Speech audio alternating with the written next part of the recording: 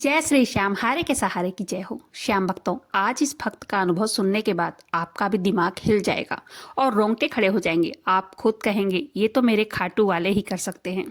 आखिर ऐसा कौन सा संकट आया था इस भक्त के ऊपर और कैसे हमारे बाबा श्याम ने उनकी सहायता की। चलिए जानते हैं आज का ये अनुभव। आज का ये अनुभव बहुत ही विचित्र है। इस अनुभव को सुनिएगा जरूर, क्योंकि इस अनुभव को सुनने के बाद आपको भी पता चल जाएगा कि हमारे बाबा श्याम कितने दयालु, कितने शक्तिशाली हैं, जो कि मुसीबत में अपने भक्तों के साथ खड़े रहते हैं और उस मुसीबत से, उस परेशानी से अपने भक्तों की कैसे रक्षा करते हैं। तो वीडियो पसंद आए, वीडियो को लाइक कर दीजिएगा। कमेंट बॉक्स में एक जयकारा जरूर से लगा दीजिएगा बाबा श्याम का। सभी भक्तों को जय श्री श्याम। ये कहती हैं, मेरा नाम रेखा है, मैं महाराष्ट्र की रहने वाली हूँ। सबसे पहले तो दीदी आपको दिल से धन्यवाद, क्योंकि आपकी वीडियो ने मुझे इस घोर संकट से बाहर निकाला है। अगर उस दिन आपकी वीडियो मेरे सामने नहीं आती तो आज मैं कहीं की नहीं होती।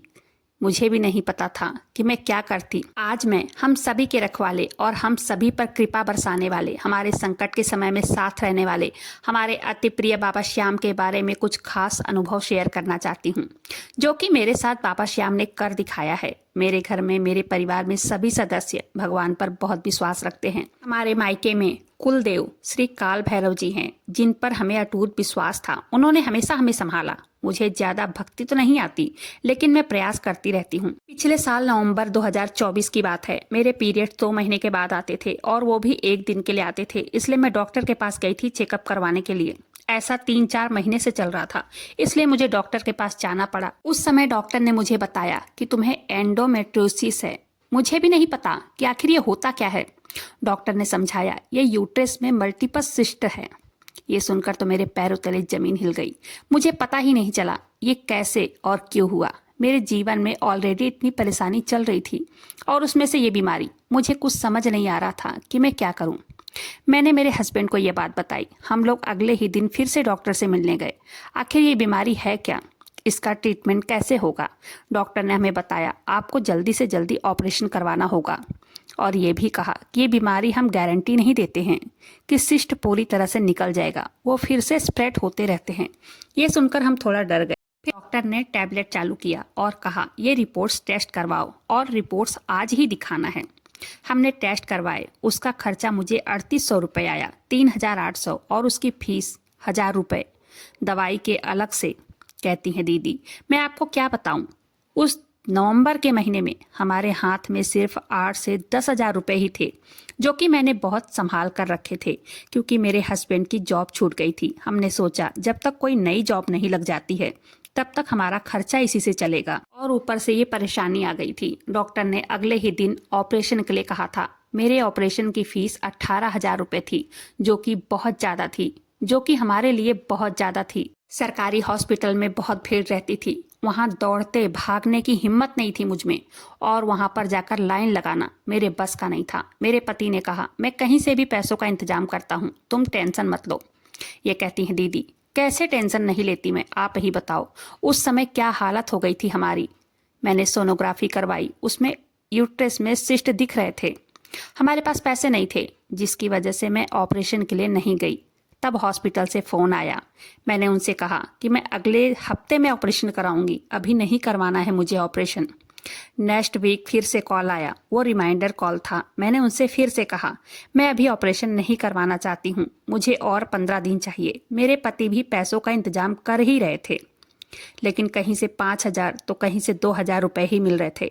किसी ने 5 हजार रुपये दे दिया था हमें। मुझे कुछ दिन और चाहिए थे पैसे जमा करने के लिए। बहुत ही कठिन समय से गुजर रही थी मैं। उस दिन मैं घर पर बहुत टेंशन में बैठी थी, वहीं परेशान थी, सोच रही थी कि क्या करूंगी, कैसे होगा, क्या होगा मेरा, क्योंकि ऐसी बीमारी और ऑपरेशन का खर्चा, पैसों की तंगी, क्या करूं, कैसे बताऊं किसी से कि हम किस हालत से गुजर रहे थे।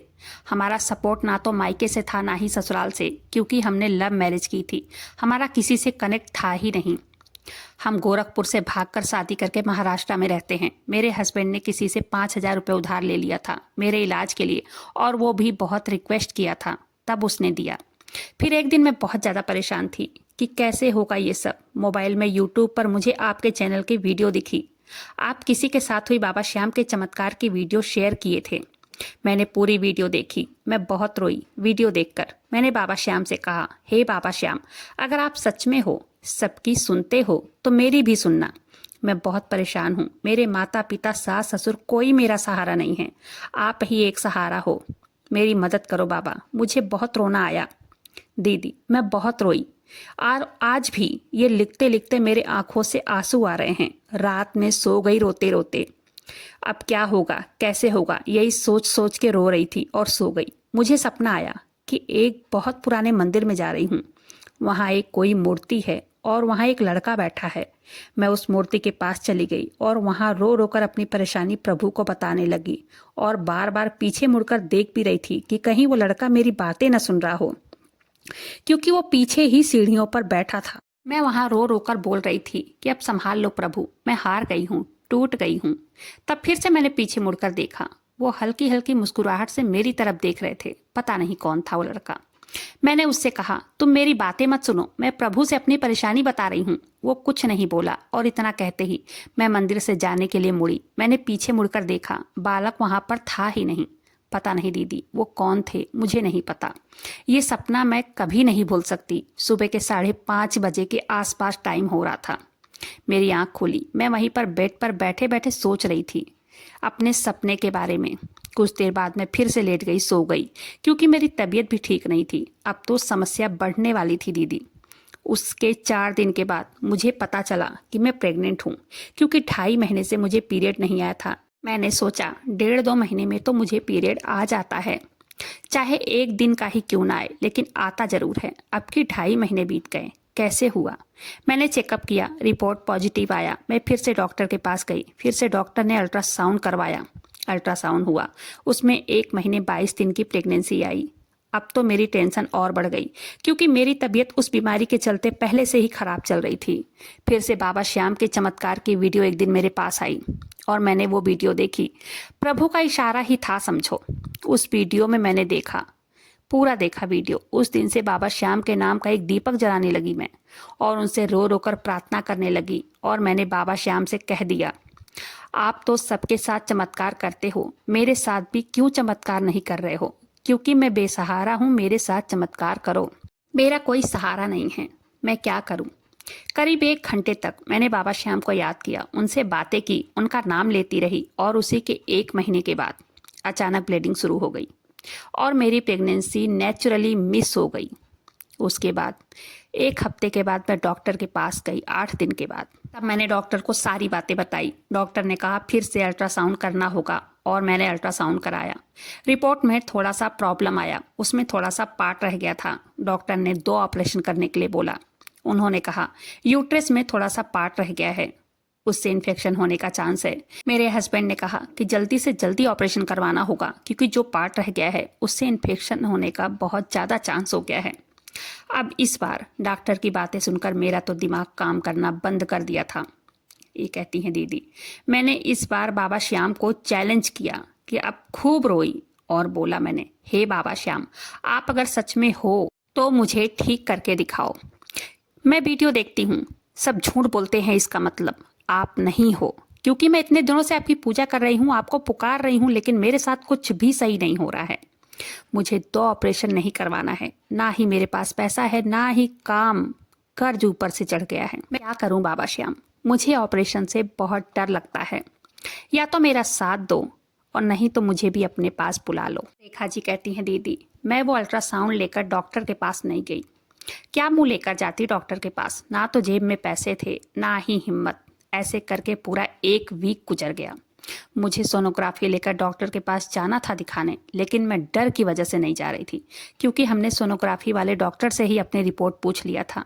सोनोग्राफी वाले डॉक्टर ये बता दिए थे कि 2 ऑपरेशन करवाना पड़ेगा। ऐसे ठीक नहीं हो सकता दीदी। डर की वजह से 1 हफ्ते बीत गए थे, लेकिन मैं डॉक्टर के पास नहीं गई थी। रेखा जी रोज बाबा श्याम के सामने गिड़गिड़ाती, रोती, बताती हैं 15 दिन के बाद इनके पति ने अपने दोस्त से 30,000 रुपये ब्याज पर लिया और रेखा जी से कहने लगे, ऑपरेशन करवाना बहुत ज़रूरी है। चलो पैसों का इंतजाम हो गया है। रेखा जी बताती हैं, हम लोग गए फिर से हॉस्पिटल। डॉक्टर ने कहा इसमें तो रिपोर्ट गड़बड़ आई है, ऑपरेशन तो करना ही पड़ेगा। रेखा जी भर्ती हुई, ब्लड के सारे टेस्ट हुए, सारे निगेटिव आए। डॉक्टर ने ऑपरेशन से ठीक पहले कहा, एक सोनोग्राफी ऑपरेशन से पहले करनी होगी, मुझे अभी की सोनोग्राफी चाहिए। पैसे जमा करके वो करवा के लाओ, तब ऑपरेशन होगा, क्योंकि ये सोनोग्राफी 3 हफ्ते पहले की है। पहले आप लोगों ने क्यों नहीं दिखाया हमें? ये कहती हैं आज की सोनोग्राफी हम लोग फिर से गए, फिर से करवाए, पैसे जमा किए और रंगीन अल्ट्रासाउंड करवाया जो 2500 रुपये का हुआ। रेखा जी कहती हैं दीदी, जब डॉक्टर ने बताया इसमें तो कुछ भी नहीं दिख रहा है, ना ही सिस्ट है और ना ही जो कड़ बच्चे का रह गया था वो है, कुछ भी नहीं है। डॉक्टर ने खुद कहा ये तो चमत्कार ही है, ऐसे मैंने अपने 20 साल की जर्नी में पहली बार देखा है। रेखा जी कहती हैं वो सुनकर मेरे पैर धरती पर थे ही नहीं दीदी। मैं इतना खुश थी जब डॉक्टर ने कहा ऑपरेशन नहीं होगा। मैं किस चीज़ का ऑपरेशन करूं? मैं झट से डॉक्टर के पैर छूने लगी और बाबा श्याम को वहीं पुकारने लगी, रोने लगी। मैंने कहा डॉक्टर ये मेरे बाबा श्याम का कमाल है, ये खाटू वाले ने ही मुझे मेरी मुसीबत से बाहर निकाल दिया। मैं बहुत खुश थी। मैं घर आई। घर आते ही सबसे पहले अपने बाबा श्याम को मिठाई का भोग लगाया, दीपक जलाया, उन्हें धन्यवाद दिया। कैसे बाबा श्याम मेरे लिए रास्ता बनाते गए। मेरे पति ने ब्याज पर जो पैसा लिया था उसमें से 25,000 रुपये उसी समय लौटा दिया। रेखा जी कहती हैं दीदी मेरा हर महीने पीरियड आता है, मेरे पति की नौकरी भी लग गई है, 3 महीने से वो भी काम पर जा रहे हैं। आज मेरी तबीयत में भी काफ़ी सुधार है। मैं जितना अपने बाबा श्याम का धन्यवाद करूं उतना कम है। डॉक्टर ने कह दिया अब तुम्हें कंसीव करने में कोई दिक्कत नहीं है, तुम्हारी तबीयत ठीक हो जाए तब बच्चा करना, 6 महीने का गैप देकर करना। लेकिन रेखा जी कहती हैं आज मैं बहुत खुश हूँ। जुलाई 2025 के बाद मुझे कोई दिक्कत नहीं हुई, मैं पूरी तरह ठीक हूँ। आज मेरे बाबा श्याम की कृपा मुझे मिली है, मेरे बाबा श्याम का चमत्कार मेरे साथ हुआ है। बाबा श्याम बहुत चमत्कारी हैं। रेखा जी के साथ हुई चमत्कार की सत्य कहानी यहीं पर समाप्त होती है। वीडियो पसंद आए वीडियो को लाइक कीजिएगा, अपने ही चैनल मैजिक उपाय को सब्सक्राइब जरूर से कीजिएगा। बाबा श्याम से जुड़ने के लिए कमेंट बॉक्स में बाबा श्याम नाम का जयकारा दिल से लगाइएगा। मिलते हैं फिर ऐसी किसी वीडियो के साथ, तब तक के लिए जय श्री श्याम, हारे के सहारे की जय हो।